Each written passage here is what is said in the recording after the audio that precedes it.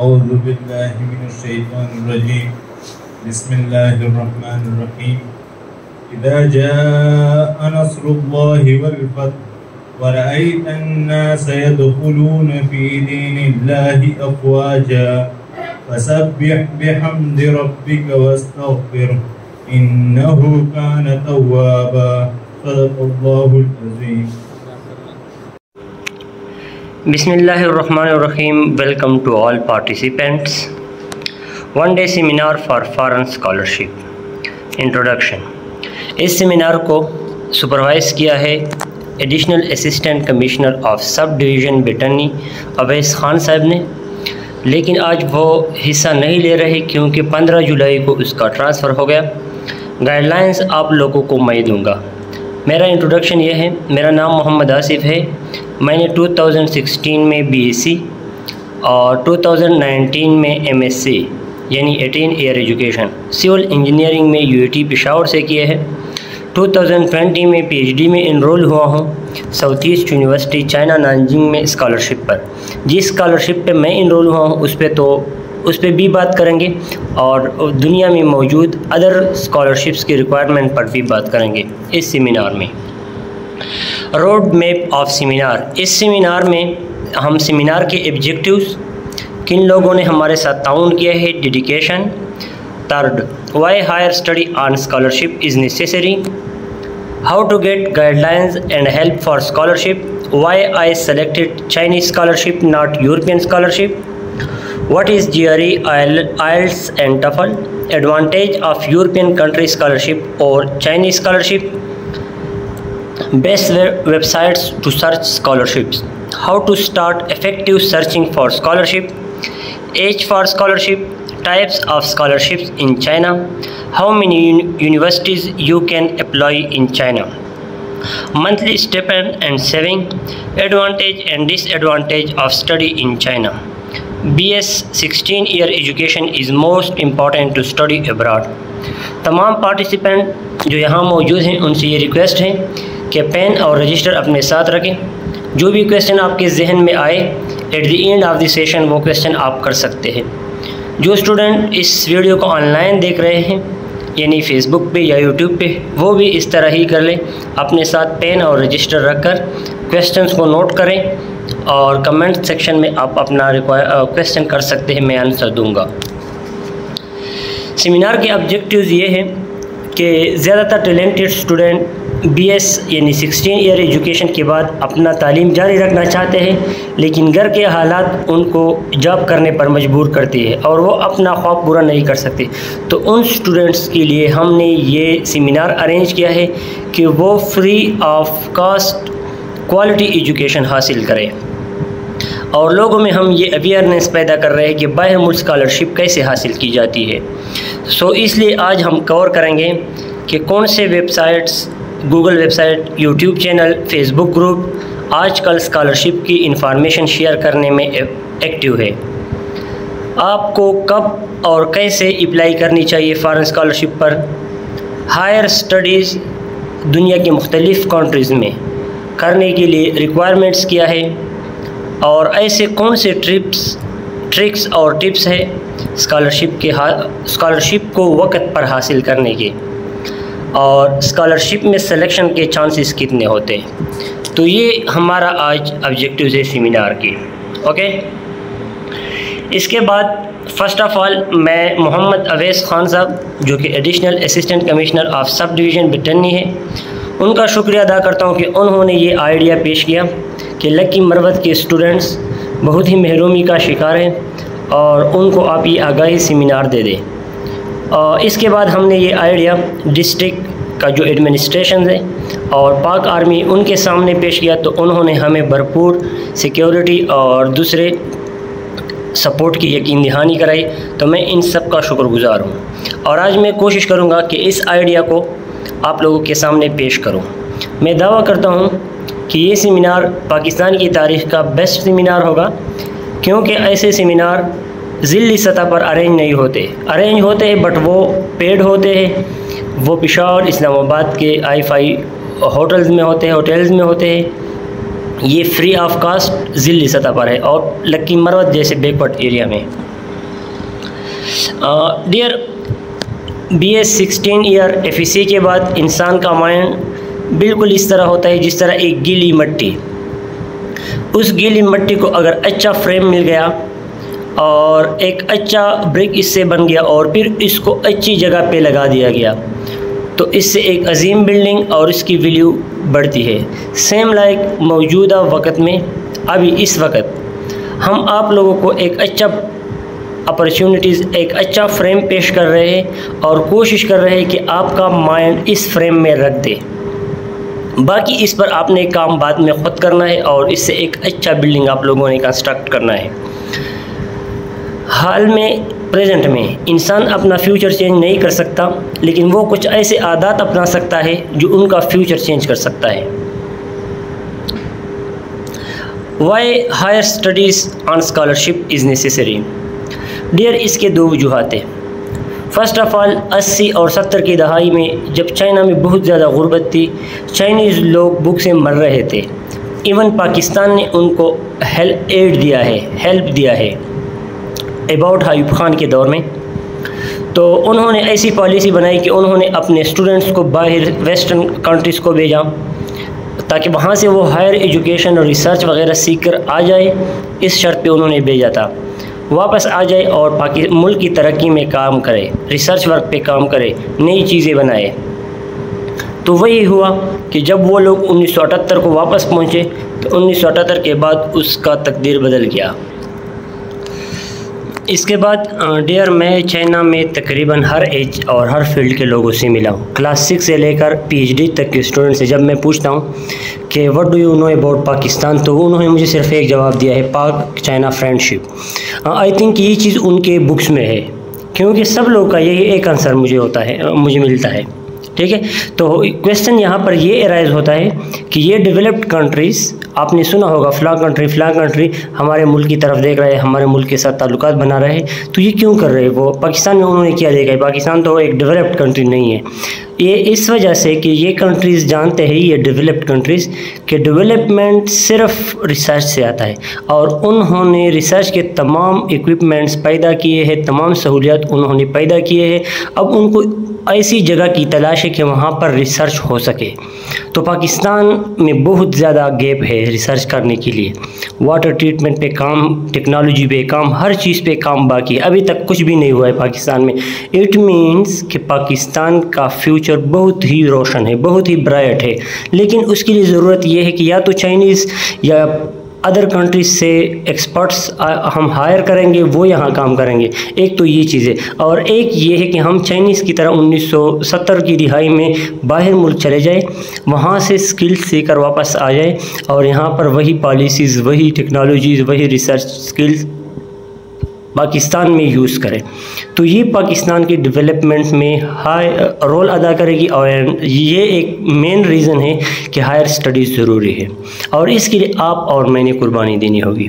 ठीक है dear, higher study के बाद जॉब करना और विदाउट हायर स्टडी जॉब करने में फ़र्क यह होता है, जैसे एक बंदा पहाड़ पे खड़ा होता है तो इसकी एग्जांपल ऐसी है हायर एजुकेशन वाला, और एक बंदा रोड पे खड़ा है, इसकी एग्जांपल ऐसी है कम एजुकेशन वाला। तो हायर माउंटेन पे खड़ा शख्स ज़्यादा एरिया देख सकता है as compare to flat road पे जो बंदा खड़ा है। हम लोग सोचते हैं कि अगर हम हायर एजुकेशन करेंगे तो हमारे दोस्त जॉब पे लग जाते हैं, हमसे अपॉर्चुनिटीज़ मिस होती है। डियर, आपसे 1-2 अपॉर्चुनिटीज़ मिस होती है, हायर एजुकेशन के साथ आपको 100+ अपॉर्चुनिटीज़ और सामने आ जाती है। Different between guidelines and help for scholarship. Dear, जब आपको स्कॉलरशिप आप कैसे हासिल करोगे, इसके लिए आप हर किसी से हेल्प ले लें, हर किसी से गाइडलाइन ले लें, लेकिन इतनी गाइडलाइन, इतना सपोर्ट ले लें जितना सपोर्ट हम एक बिल्डिंग को बनाते वक्त देते हैं। हम जब बिल्डिंग बनाते हैं तो उनको हर स्टेज पे, हर स्टेप पे उनको सपोर्ट देते हैं। पिक्चर में आपके सामने वो सपोर्ट 7 दिन के लिए होता है या 14 दिन के लिए मैक्सिमम, ज़्यादा नहीं होता। तो आप लोग भी सपोर्ट ले लें, लेकिन इस सपोर्ट को हटाते ही ये बिल्डिंग अपने मदद आप खड़ा होगा। इसके अंदर जो मटेरियल अगर सही है तो ये मजबूत खड़ा रहेगा। अगर मटेरियल सही नहीं है तो ये कोलैप्स कर जाएगा।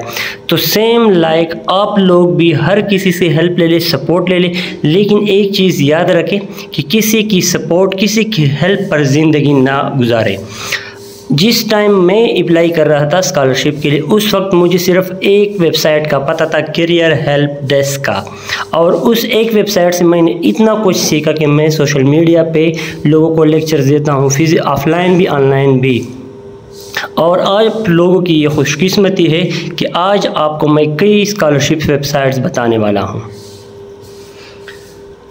Why I selected China not European countries? Dear, मैंने चाइना इस वजह से सेलेक्ट किया, मेरे पास दो रीज़न थे। एक, मुझे पता नहीं था कि इटली में भी इतनी ज़्यादा स्कॉलरशिप आती, जर्मनी में भी, कनाडा में भी, ऑस्ट्रेलिया में भी, मुझे पता नहीं था। दूसरी बात, एक सऊदी अरब के एक यूनिवर्सिटी को मैंने अप्लाई किया था, वो GRE मांग रही थी, और उस वक्त जब मैंने रफ सर्च किया तो इसकी फ़ीस काफ़ी ज़्यादा थी। तो दैट्स वाई मेरे पास ना IELTS था, ना टफल था, ना GRE था, और उस वक्त उसकी फ़ीस में अफोर्ड नहीं कर पाता। तो ये दो मेन फैक्टर थे। अब अगर आप BSc FEC के स्टूडेंट हैं तो अगर आप इस चीज़ को माइंड में रखें कि मैंने IELTS या टफल करना है तो आप कर सकते, बहुत ही आसान है। लेकिन उस वक्त हमारा टाइम गुजर चुका था अबाउट, क्योंकि MS 18 ईयर एजुकेशन के बाद IELTS और टफल को बैठना मेरे लिए मुश्किल था। आप लोग अभी BS कर रहे हैं तो आपके लिए आसान है, आप थोड़ा थोड़ा इसकी तैयारी को टच दिया करें। What is TOEFL? What is IELTS, TOEFL and GRE? IELTS International English Language Testing System, TOEFL. Test of English as a foreign language, GRE, the Graduate Record Examination.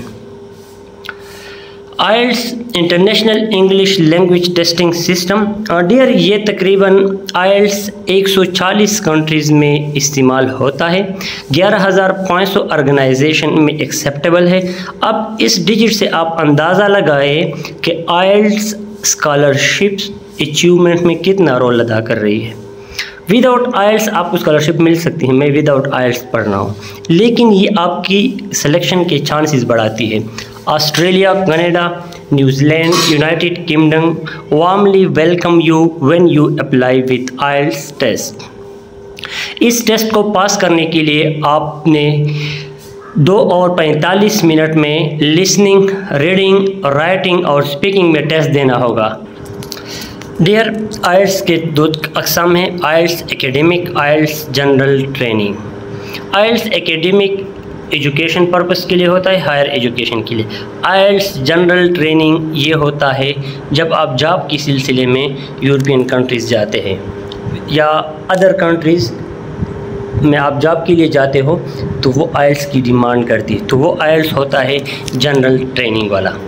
TOEFL 130 countries में accepted है और 10,000 college, university और institute इसको globally recognise करती है। IELTS और TOEFL के preparation के टिप्स सीखें। फर्स्ट ऑफ ऑल आपने क्या करना है, आपने टेस्ट के फॉर्मेट को समझना है कि IELTS और टफल के टेस्ट में होता क्या है। दूसरा, आप अपने लिए ट्रेनिंग सेंटर सेलेक्ट करें कि मैंने ट्रेनिंग कहाँ से लेनी है। ये आप ऑनलाइन भी ले सकते हैं, किसी भी यूट्यूब चैनल से ट्रेनिंग के ज़बरदस्त चैनल मौजूद है, और आप ऑफलाइन भी ले सकते हैं, अकेडमी वगैरह अवेलेबल है। नंबर 3, IELTS और टफल को पास करने के लिए 3-4 महीने की तैयारी काफ़ी होती है। जब आप इंग्लिश बोलने की प्रैक्टिस करते हैं तो ये एक टिप्स है कि आप ऊंची आवाज़ में बोलें अपने साथ।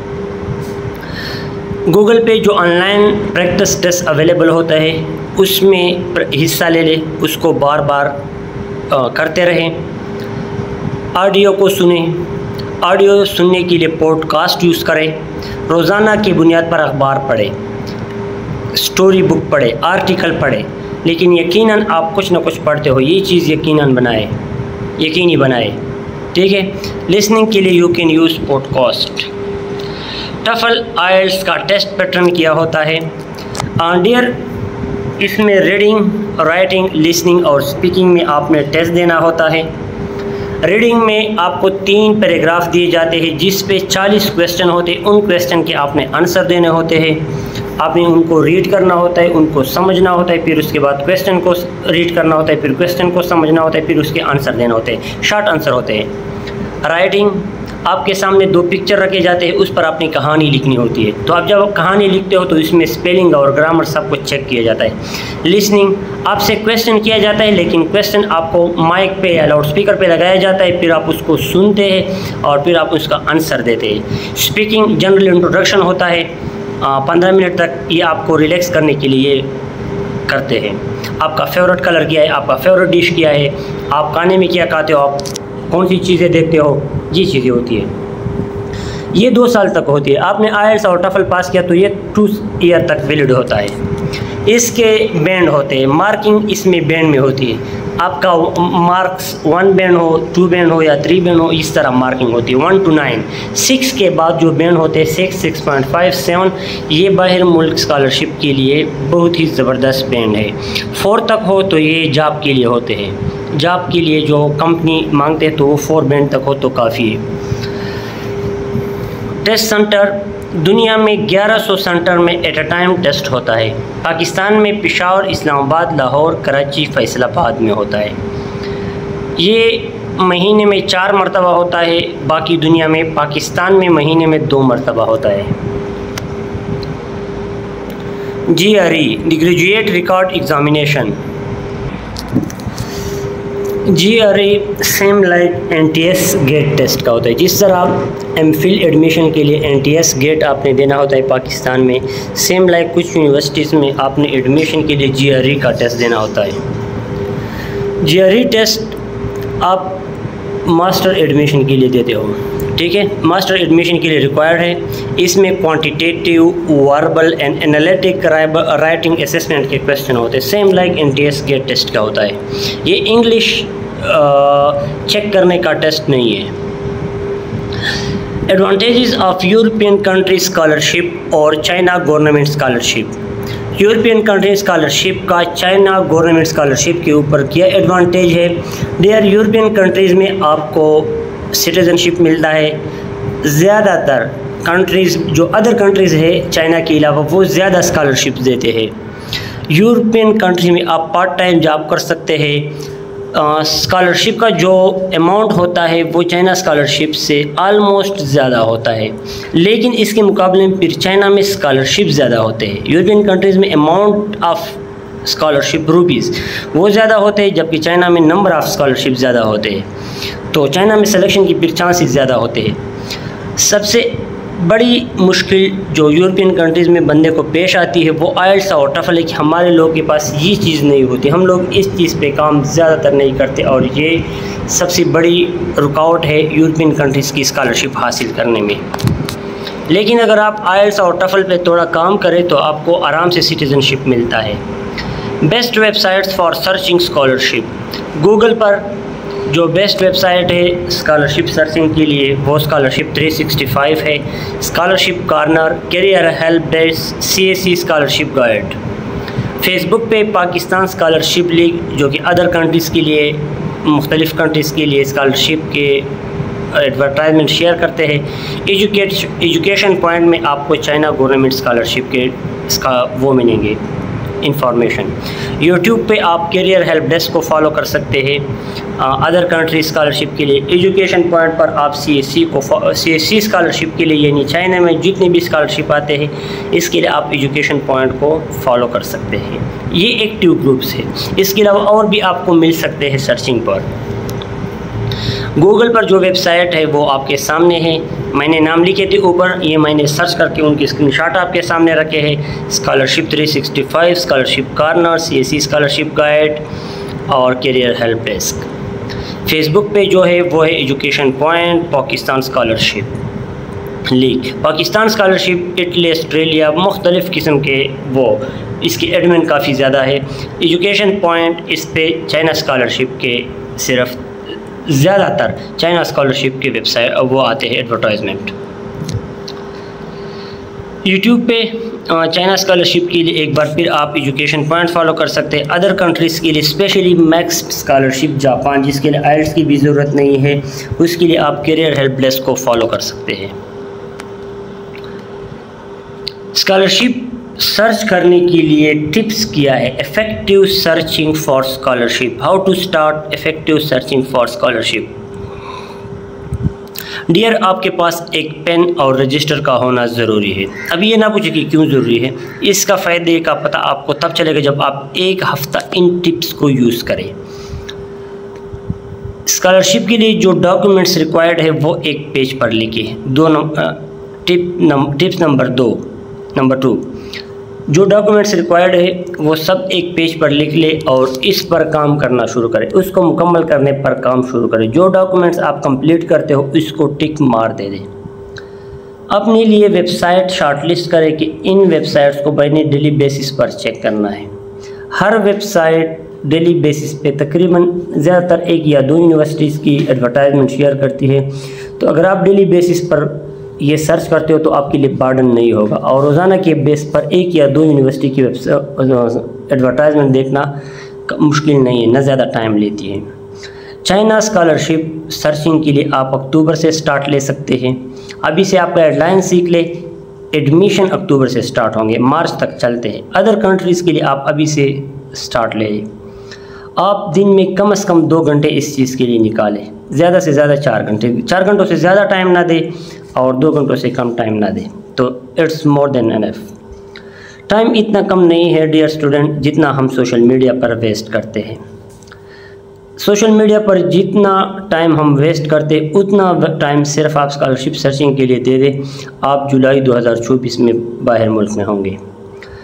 डियर, सोशल मीडिया पर टाइम वेस्ट करने का एक एग्जांपल मैं देता हूँ। वो बिल्कुल इस तरह है जिस तरह ये पाइप जो लीक पाइप है, ये लीक पाइप इस पाइप में मौजूद पोटेंशियल को ज़ाया करती है। जो पानी को पोटेंशियल मिलता है प्रेशर पंप से, वो ये लीक जगह ज़ाया करती है। तो सेम लाइक सोशल मीडिया आपकी एफ़र्ट्स, आपकी पोटेंशियल को वेस्ट करती है।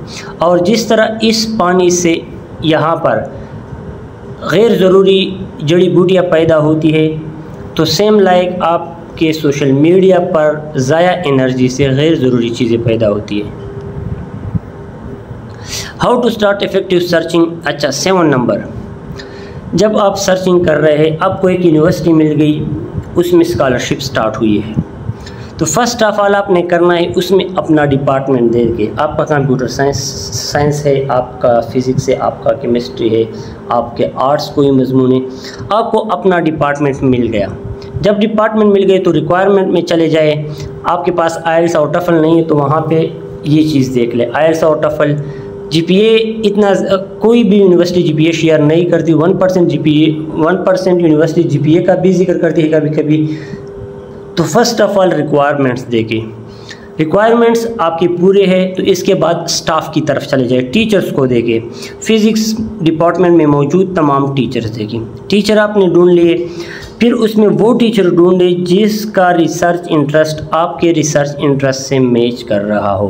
अब आपने रिसर्च नहीं किया है, ये एक अलग पॉइंट है, इसलिए मैंने आपको चंद वेबसाइट दिए हैं कि अगर आपने रिसर्च नहीं किया है तो आप क्या करें। उन चीज़ों पे हमने बात की है वहाँ पे। अच्छा, आपको अपने डिपार्टमेंट, आपके इंटरेस्ट का, लेट्स सपोज आपने रिसर्च नहीं किया है लेकिन आपके तबीयत के मुताबिक एक टीचर मिला जिसका रिसर्च इंटरेस्ट आपको पसंद आया, फिर आप उस अच्छा, इसके बाद इस टीचर का नाम, इसका ईमेल, ये सब चीज़ें नोट करें क्योंकि तमाम रिक्वायरमेंट्स आपके रिक्वायरमेंट के मुताबिक है। यूनिवर्सिटी का स्टार्ट डेट और डेडलाइन अपने साथ रजिस्टर में नोट करें, ठीक है। इस टीचर को आपने फिर ईमेल करना है, उससे एक्सेप्टेंस लेटर लेना है जो कि अप्लाई के वक्त काम आएगा। अब हाउ टू ईमेल मैंने ईमेल के साथ अटैच क्या करना है, मैंने टीचर को सेंड क्या करना है। अब इन चीज़ों की डिटेल के लिए आपने एजुकेशन पॉइंट के वेबसाइट पे कुछ वीडियोस देखने होंगे, ठीक है। लेकिन ये चंद इफ़ेक्टिव टिप्स मैं आपको बता रहा हूँ कि आप इसको फ़िलहाल फॉलो करें।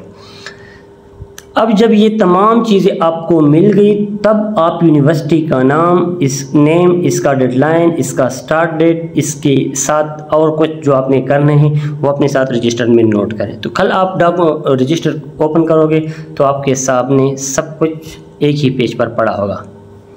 एक और चीज़ जो मोस्ट इफ़ेक्टिव है 11 नंबर में, जब आप डॉक्यूमेंट्स अपलोड करते हो अप्लाई के वक्त तो वो बिल्कुल क्लियर स्कैन हो। कोशिश करें मोबाइल से स्कैन ना हो। मोबाइल स्कैनर से जो चीज़ आप स्कैन करते हो और उस पर जो लोगो आता है कैम स्कैनर का, वो बहुत ही इफ़ेक्ट करता है स्कॉलरशिप को। और दूसरी बात, हमारे पास इतने हाई क्वालिटी कैमरा मोबाइल नहीं होते, तो आई रिक्वेस्ट यू कि अपने तमाम डॉक्यूमेंट्स एक बार ले जाए किसी शॉपकीपर के पास, उनको कहे कि ये स्कैन करे और मुझे ईमेल में भेज दे। अपने लिए एक फ़ोल्डर बनाए, PhD अप्लाई, मास्टर अप्लाई, और इसमें तमाम डॉक्यूमेंट्स रख दें।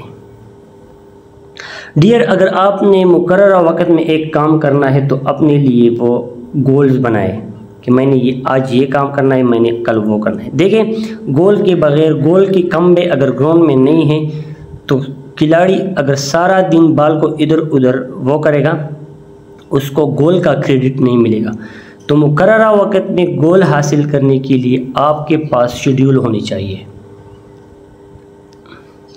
स्कॉलरशिप के लिए उम्र कितनी चाहिए? अगर आप FSC के बाद स्कॉलरशिप के लिए अप्लाई कर रहे हैं BS, तो ये 25 ईयर होनी चाहिए। FSC के बाद चाइना में काफ़ी स्कॉलरशिप मौजूद है अगर आपके पास HSK4 है।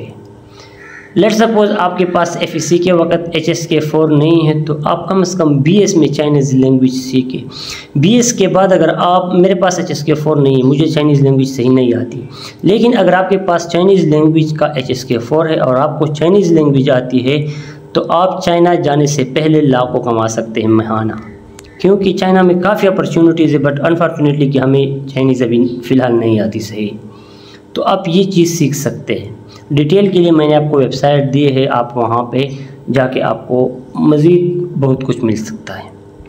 MPhil 18 ईयर एजुकेशन के लिए आप जा रहे हैं, यानी आपने BS किया है, तो इसके बाद आप एडमिशन के लिए जा रहे हैं, तो आपको 35 ईयर्स होनी, आपका एज 35 ईयर होना चाहिए।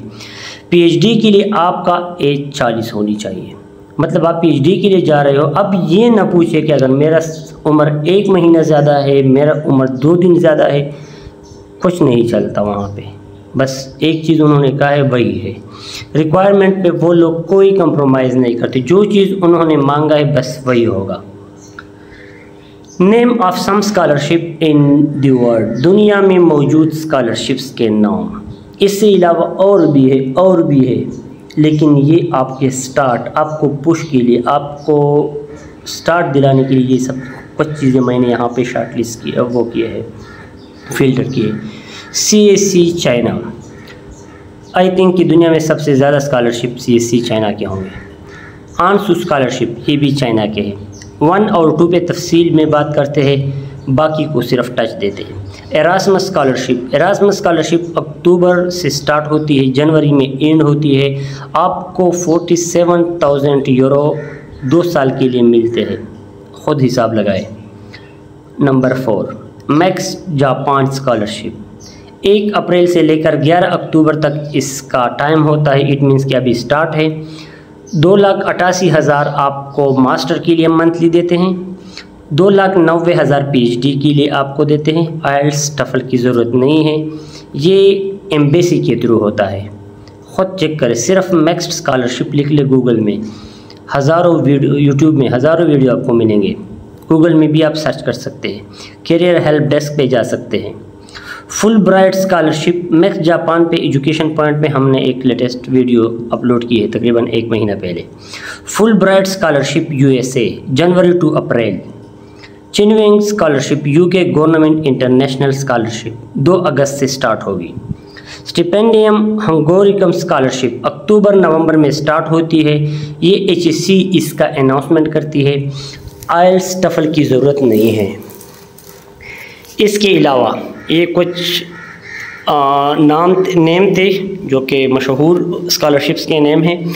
इसके अलावा Canada, UK, US, Saudi Arabia, Qatar, Australia, Thailand, South Korea, New Zealand, पुर्तगाल, Austria, Romania, Ireland, Finland, Italy, specially Italy, Norway, Germany, Denmark, France, Singapore, Malaysia, Indonesia.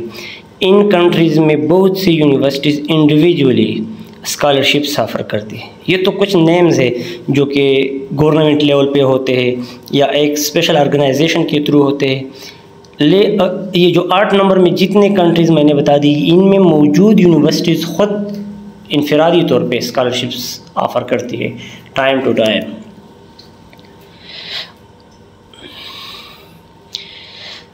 Requirements.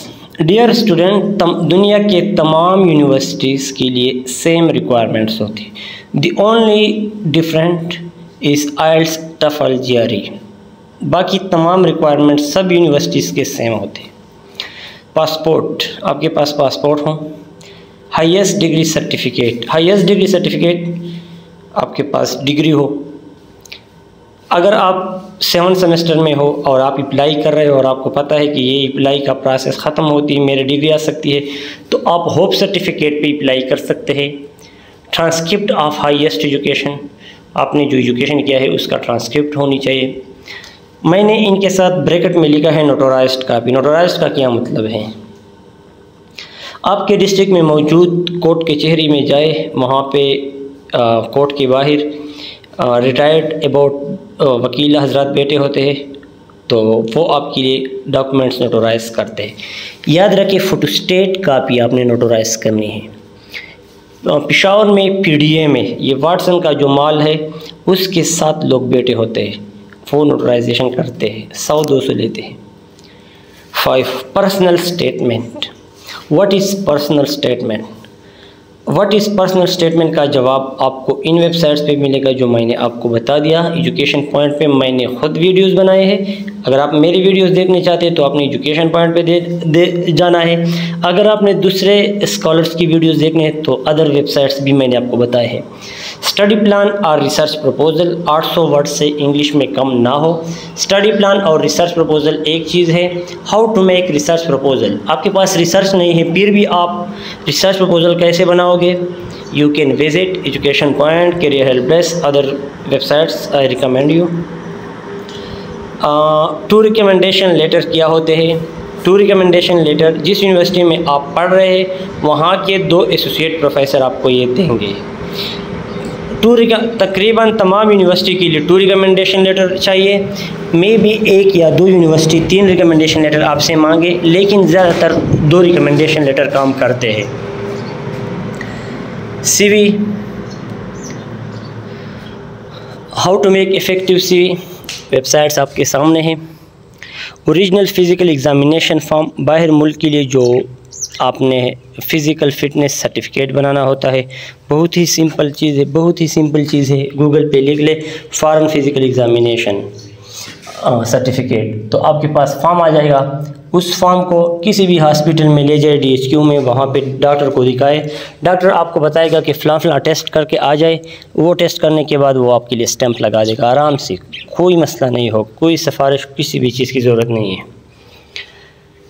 Certificate of no criminal record, police clearance certificate. 11. English proficiency certificate और acceptance letter. Acceptance letter आपने उस university के teacher से लेना होगा जिस university में आप अप्लाई करना चाहते हो। बहुत ही सिंपल है। किस तरह लोगे? How to take acceptance letter, tips for acceptance letter, how to write email for acceptance letter. ये लाइंस आप यूट्यूब में सर्च करें, आपको तमाम जवाब मिलेंगे। यही पे ये सेमिनार हमसे बहुत ज़्यादा तूल पकड़ेगा अगर हम एक एक चीज़ को वो करेंगे, एक्सप्लेन करेंगे। तो दैट्स वाई मैंने आपको साथ ही साथ कुछ वेबसाइट्स बताए हैं जो वहाँ पे ये तमाम चीज़ें ऑलरेडी मौजूद है और डिफरेंट स्कॉलर्स की ओपिनियन उसमें वो है। अच्छा, अभी चाइना स्कॉलरशिप को हम डिटेल से डिस्कस करते हैं। Type of CSE scholarship in China. China में जो CSE स्कॉलरशिप के टाइप्स है वो है type A, type B, type C। Type A scholarship HEC के थ्रू अनाउंस होती है। टाइप B स्कॉलरशिप के लिए आप ख़ुद अप्लाई कर सकते हैं। टाइप A स्कॉलरशिप के लिए HEC टेस्ट कंडक्ट करती है, हेट टेस्ट, ये दिसंबर में तकरीबन अनाउंस होती है। टाइप B अक्टूबर से तकरीबन स्टार्ट लेती है और हर यूनिवर्सिटी ख़ुद इसको अनाउंस करती है। टाइप C आप लोगों के लिए नहीं है, ये उन स्टूडेंट्स के लिए है जो चाइना में पढ़ते हैं, ऑलरेडी इनरोल है। CSE scholarship, CSE mean China scholarship council. CSE scholarship के अलावा अदर स्कॉलरशिप जो चाइना में है उसमें है आंसू scholarship, high paid scholarship in China, Shanghai government scholarship, presidential scholarship और university scholarship. How many universities you can apply in China, आप चाइना में कितनी यूनिवर्सिटीज़ के लिए अप्लाई कर सकते हैं? डियर, आप चाइना के लिए 5 यूनिवर्सिटीज़ में अप्लाई कर सकते हैं। किस तरह? एक यूनिवर्सिटी को आप अप्लाई करें CSE स्कॉलरशिप के थ्रू, एक यूनिवर्सिटी को आप अप्लाई करें आंसू स्कॉलरशिप के थ्रू, एक यूनिवर्सिटी को आप अप्लाई करें शंघाई गवर्नमेंट स्कॉलरशिप के थ्रू, एक यूनिवर्सिटी को आप अप्लाई करें प्रेसिडेंटल स्कॉलरशिप के थ्रू, और 4 नंबर मुख्तलिफ़ यूनिवर्सिटी को 2, 3, 4 यूनिवर्सिटी को आप प्रेसिडेंटल स्कॉलरशिप के थ्रू अप्लाई कर सकते हैं। और यूनिवर्सिटी स्कॉलरशिप, जितनी भी यूनिवर्सिटी में यूनिवर्सिटी स्कॉलरशिप मौजूद हो उन तमाम यूनिवर्सिटीज़ को आप अप्लाई कर सकते हैं। CSE, आंसू और शंघाई गवर्नमेंट स्कॉलरशिप पे पाबंदी है कि आप एक से ज़्यादा यूनिवर्सिटी को अप्लाई नहीं कर सकते।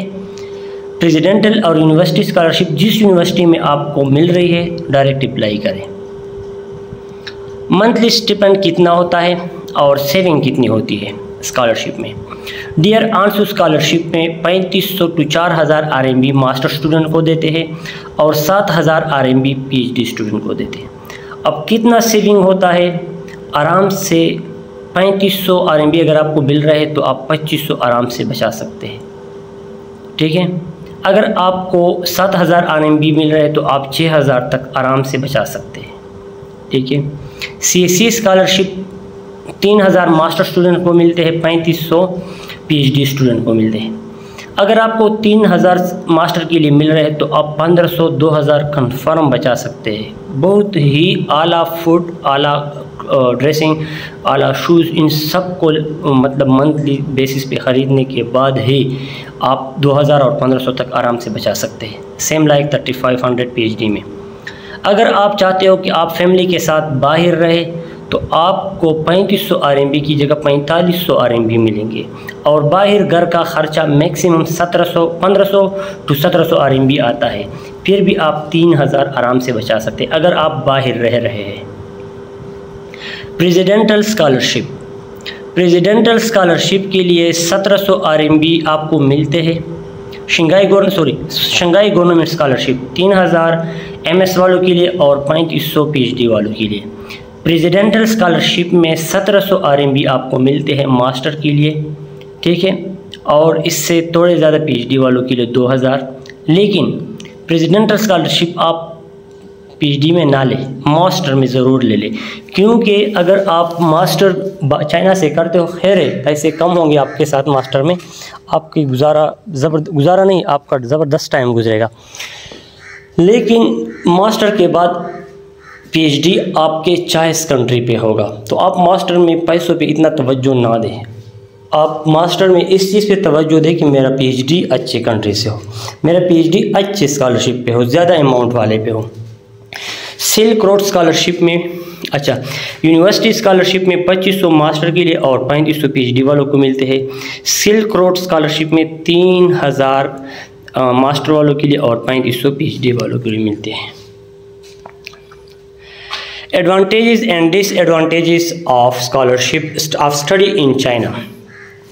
डियर, अगर आप BS के बाद चाइना के लिए अप्लाई कर रहे हैं तो आप बग़ैर सोचे समझे अप्लाई करें, क्योंकि चाइना से मास्टर करने के बाद PhD आपके चॉइस के कंट्री में होंगी, ये कन्फर्म है। मैं आप लोगों के साथ अपने तजुर्बात शेयर कर रहा हूँ, कोई हाइपोथेसिस आपको नहीं बता रहा। दूसरी बात, एडवांटेजेस की बात कर रहे हैं। मैं आपको जॉब और स्टडी के हवाले से चाइना को इसलिए प्रेफर करूंगा कि चाइना दिन ब दिन तरक्की करती जा रही है। आप देख रहे हैं हर एक नई चीज़ चाइना की आ रही है, तो वहाँ पे आपको जॉब की ज़्यादा अपॉर्चुनिटीज़ मिल रहे हैं, आपको ज़्यादा फोकस वो देते हैं, ज़्यादा वो आपको तरजीह देते हैं। ठीक है, चाइना चाहती है कि पूरी दुनिया में इसका असर रसूख हो, तो वो इंटरनेशनल कम्युनिटी को काफ़ी तवज्जो देती है। चाइना का माइंड बिजनेस माइंड है और ये हम इनकी कमज़ोरी समझ बैठे हैं कि चाइना में एजुकेशन का लेवल सही नहीं, ऐसा नहीं है। चाइना में परफेक्ट ज़बरदस्त क्वालिटी एजुकेशन है। वो जो आसानियाँ पैदा कर रहे हैं इंटरनेशनल कम्युनिटी के, वो इसलिए ताकि पूरी दुनिया के लोग चाइना में मौजूद हो, पूरी दुनिया में चाइना का जिक्र हो, वो ये चाहते हैं। कोई भी डिसएडवांटेज नहीं है study of China, study in China का कोई भी डिसएडवांटेज नहीं है। After BSc 16 year education for master degree golden opportunity. एक बार फिर रिपीट करता हूँ, अगर आप 16 ईयर एजुकेशन के बाद अप्लाई कर रहे हैं तो आपको जो भी कंट्री मिलता है एडमिशन के लिए, उस कंट्री और उस स्कॉलरशिप को एक्सेप्ट करें, क्योंकि मास्टर के बाद आपने जो पैसे बचाने हैं या आपने जो कमाना है वो PhD में कर सकते हैं। और मास्टर आपका बाहर मुल्क से हो गया, इट मीन्स आपका फ्यूचर वो है, ब्राइट है, कोई पछतावा आपको नहीं होगा, क्योंकि मास्टर बाहर मुल्क से, PhD बाहर मुल्क से, पोस्ट डॉक बाहर मुल्क से, ये तकरीबन 10-15 साल है और ये आपकी करियर के लिए फिर काफ़ी है, ये स्टडी और ये अर्निंग। स्कॉलरशिप का ड्यूरेशन क्या होता है? 4 to 5 year bachelor, master student को 3 ईयर्स का स्कॉलरशिप मिलता है, PhD स्टूडेंट को 4 to 5 ईयर स्कॉलरशिप मिलता है। अगर इस दौरान आप अपना स्टडी कंप्लीट नहीं करते तो क्या होता है डियर? अगर आप स्टडी कंप्लीट नहीं करते, इट डजंट मीन कि आपकी डिग्री ज़ाया होगी। आपको 2-3 साल और भी मिलते हैं, लेकिन आपको स्कॉलरशिप नहीं मिलता। एकोमोडेशन, सब चीज़ें वही होती है आपके पास, वो आपसे लेते नहीं हैं, लेकिन आपको सिर्फ स्कॉलरशिप नहीं मिलता, ठीक है। और वो चीज़ें आप कवर कर सकते हैं उस सेविंग में जो आपने स्कॉलरशिप के दौरान की है, तो कोई मसला नहीं है स्टडी को कंप्लीट करने का, वो आप कर सकते हैं। और बाहर मुल्क से स्टडी का एक बड़ा फ़ायदा ये होता है कि अगर आप ये सोचते हो कि मैंने सेविंग इस चीज़ में लगा दी कि मैंने 2-3 साल और भी डिग्री में लगा दी और मेरा सेविंग ख़त्म हो गया, तो बाहर मुल्क से स्टडी का ये फ़ायदा है कि दुनिया के जॉब के दरवाज़े आप पर खुल जाते हैं, हर मुल्क के दरवाज़े। पाकिस्तान से डिग्री के बाद आप पर लिमिटेड कंट्रीज़ के दरवाज़े खुल जाते हैं। बाहर मुल्कों से या डेवलप्ड कंट्रीज से डिग्री के बाद आप पर पूरी दुनिया के दरवाजे खुल जाते हैं, इसलिए लोग सेल्फ पर जा रहे हैं। लास्ट स्लाइड है, selection chances for scholarship. Dear, unlimited seat है, about 9 lakh per year scholarship आते हैं। हर कंट्री मुख्तलिफ यूनिवर्सिटीज़ स्कॉलरशिप ऑफ़र कर रही है, तकरीबन 9 लाख ये एक अंदाज़ा लगाया गया है कि स्कॉलरशिप हर साल ऑफ़र होते हैं। कोई चालान फिलिंग, कोई TCS चार्जेस, सिर्फ लैपटॉप के साथ और इंटरनेट के साथ 6 महीने कांटेक्ट में रहे, 4 आवर्स कम से कम 2 या मैक्सिमम 4 आवर्स डेली बेसिस पे दिया करें, तो आप कंफर्म सेलेक्ट है, कोई चांस नहीं है कि आप रिजेक्ट हो जाए। Thank you. किसी का कोई भी क्वेश्चन हो तो जो हाल में मौजूद है उसके तो आंसर और क्वेश्चन यहीं पे हम सॉल्व करेंगे। जो लाइव देख रहे हैं इसको फेसबुक, यूट्यूब पे, तो वो कमेंट में अपना क्वेश्चन कर सकते हैं।